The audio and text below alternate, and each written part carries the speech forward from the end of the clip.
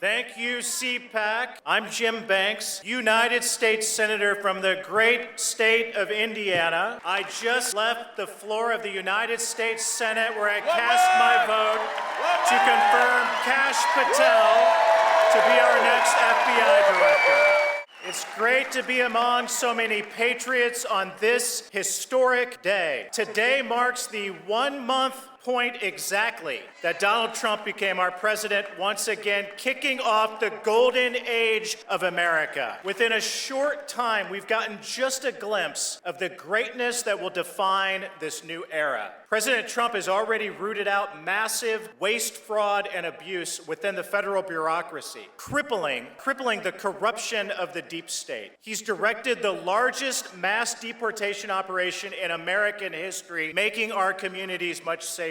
And he's removed the kick me sign from the backs of our industries and our American workers. Our adversaries and our partners have been put on notice. The era of taking advantage of America is over. While America is heading toward this golden age at warp speed, we also face a troubling reality. There are those within our borders who hate America and are working against our own people. They hate America and everything that she stands for. They aim to break down and degrade everything that sets America apart. While the left has found a multitude of ways to sabotage our institutions, wokeness has become their primary weapon. It's a nuke meant to obliterate our culture and erode American society. Wokeness takes fundamental truths that our civilization is founded upon, and perverts them into ungodly anti-American lies. That ideology serves as a tool to undermine everything that makes America great: the family unit, faith in God, and historical and biological truths. Putting up a fight against this kind of poison requires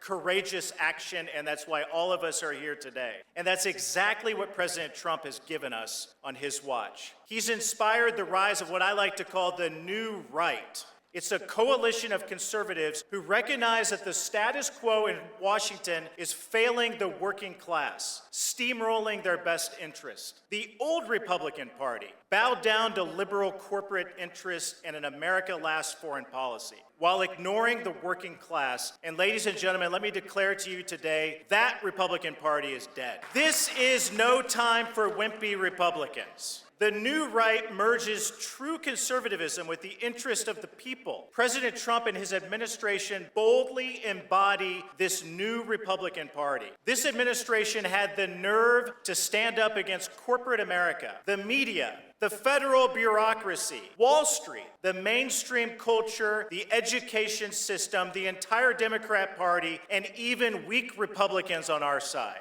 Speaking on this very stage 2 years ago, President Trump said, quote, "On day one, I will revoke Joe Biden's crazy executive order installing Marxist diversity, equity, and inclusion czars in every federal agency. I will immediately terminate all staffers hired to implement this horrible agenda," end quote. I'd say that President Trump has followed through on that promise and a whole lot more. Despite how extensively DEI polluted our institutions, President Trump, with the swipe of a pen, dismantled this Marxist ideology from the halls of our government. The Education Department under President Trump has been given 14 days to end any practice that treats students differently because of their race or lose federal funding. That is a huge blow to DEI and a massive win for our kids. Maybe most importantly, though, DEI has been uprooted from our military because of Secretary Hegseth and President Trump.